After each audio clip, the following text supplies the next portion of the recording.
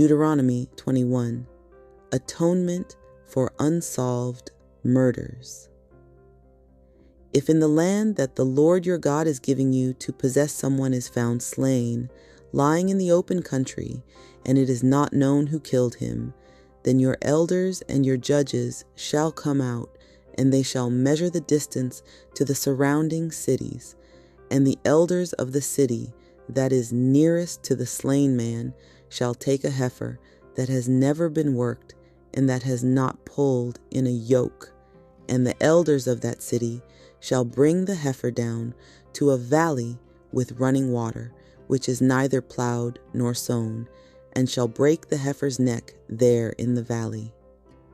Then the priests, the sons of Levi, shall come forward, for the Lord your God has chosen them to minister to him, and to bless in the name of the Lord.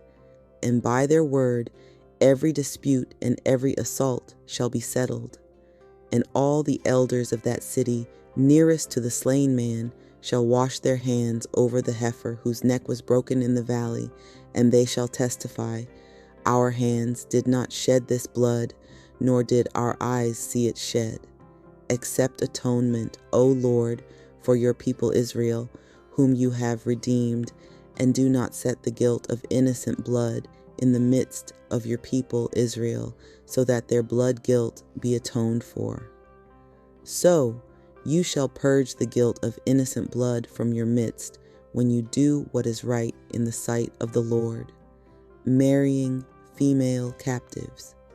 When you go out to war against your enemies, and the Lord your God gives them into your hand, and you take them captive, and you see among the captives a beautiful woman, and you desire to take her to be your wife, and you bring her home to your house, she shall shave her head and pare her nails.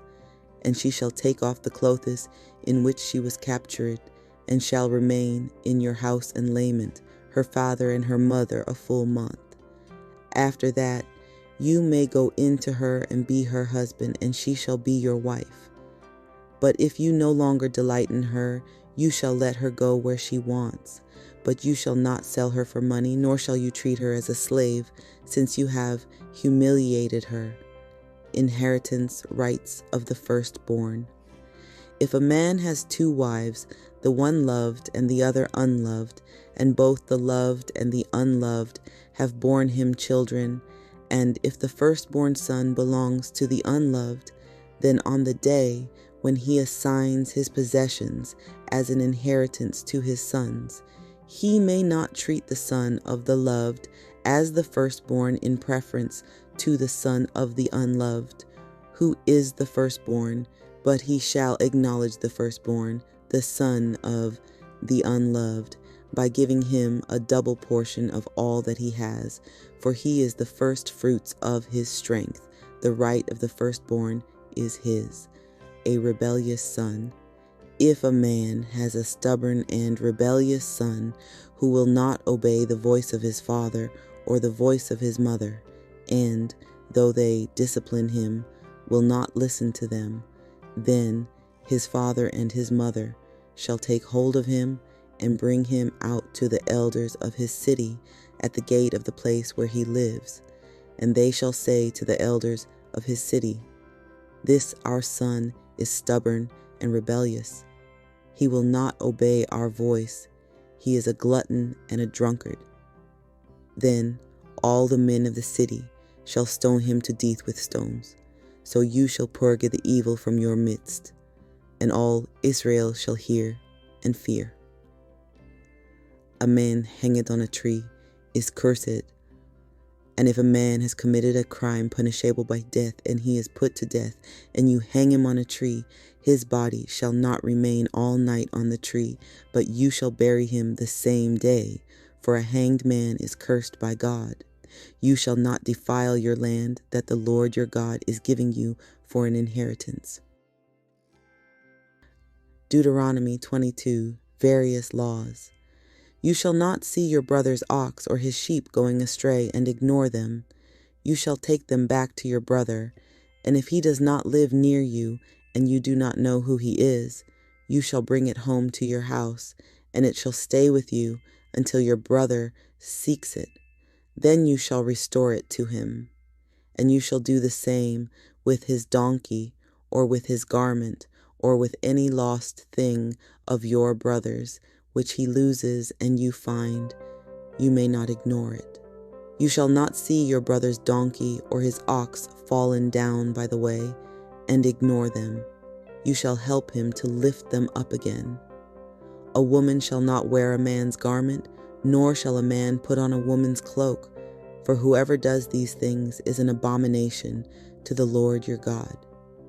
If you come across a bird's nest in any tree or on the ground with young ones or eggs, and the mother sitting on the young or on the eggs, you shall not take the mother with the young.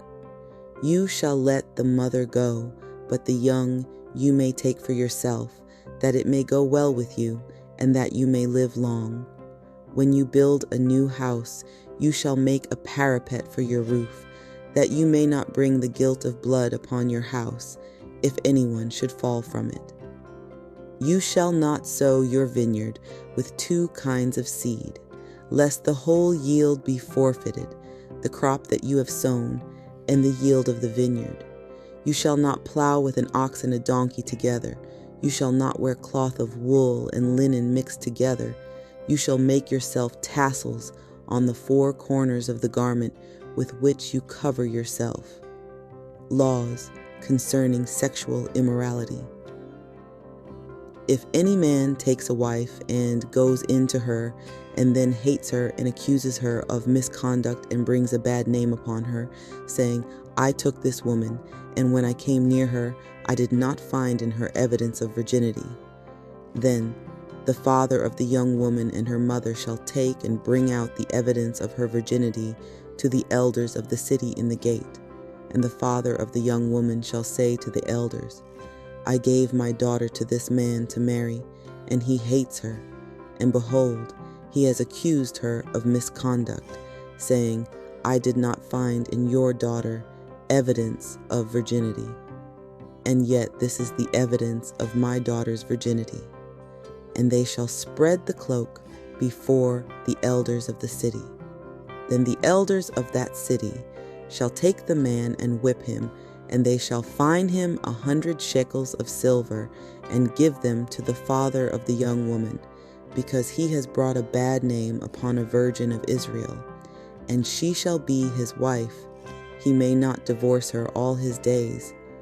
But if the thing is true, that evidence of virginity was not found in the young woman, then they shall bring out the young woman to the door of her father's house, and the men of her city shall stone her to death with stones, because she has done an outrageous thing in Israel by whoring in her father's house.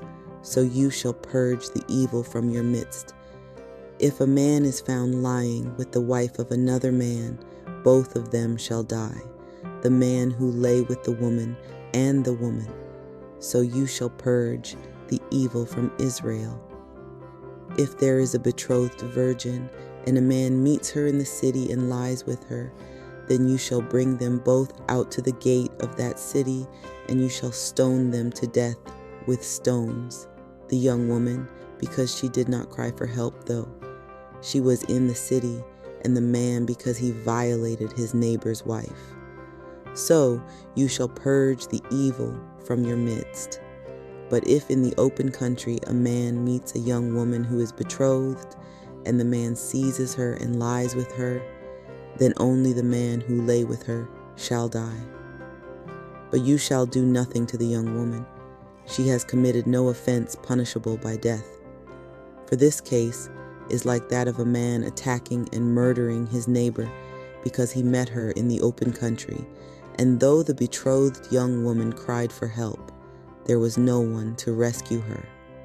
If a man meets a virgin who is not betrothed and seizes her and lies with her, and they are found, then the man who lay with her shall give to the father of the young woman 50 shekels of silver, and she shall be his wife, because he has violated her. He may not divorce her all his days. A man shall not take his father's wife, so that he does not uncover his father's nakedness. Deuteronomy 23.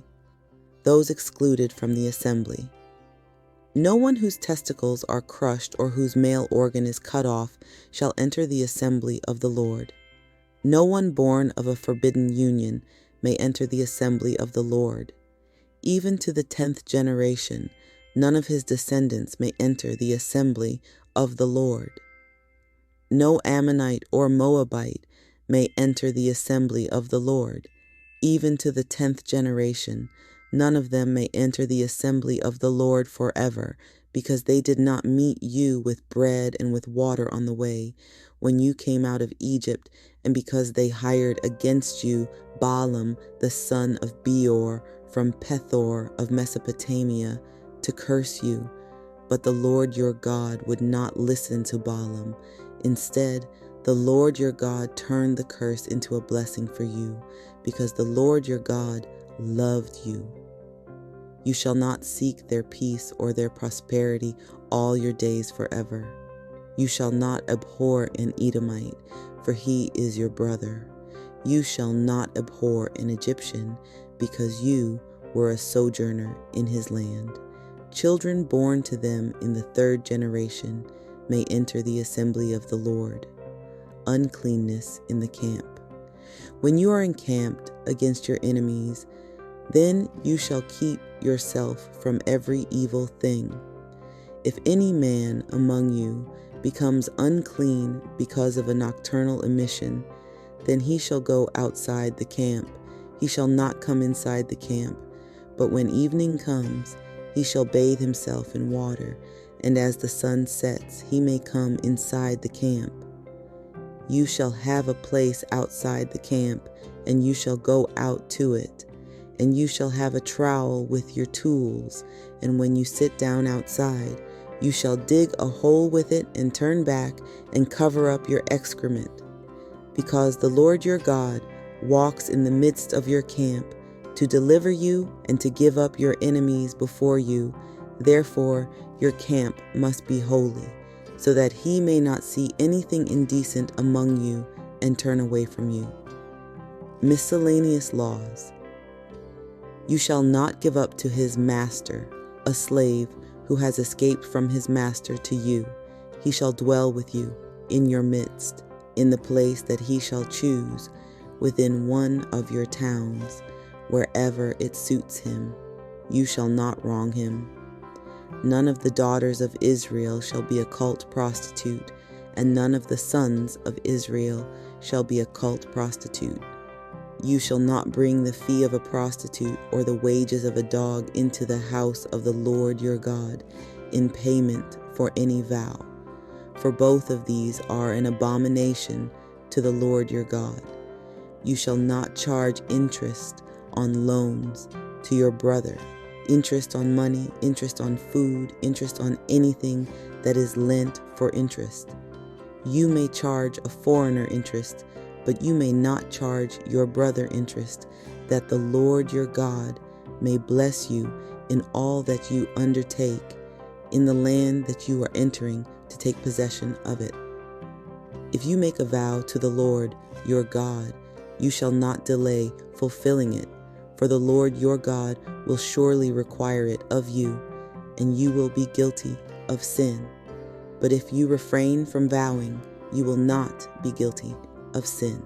You shall be careful to do what has passed your lips, for you have voluntarily vowed to the Lord your God what you have promised with your mouth. If you go into your neighbor's vineyard, you may eat your fill of grapes, as many as you wish, but you shall not put any in your bag. If you go into your neighbor's standing grain, you may pluck the ears with your hand, but you shall not put a sickle to your neighbor's standing grain.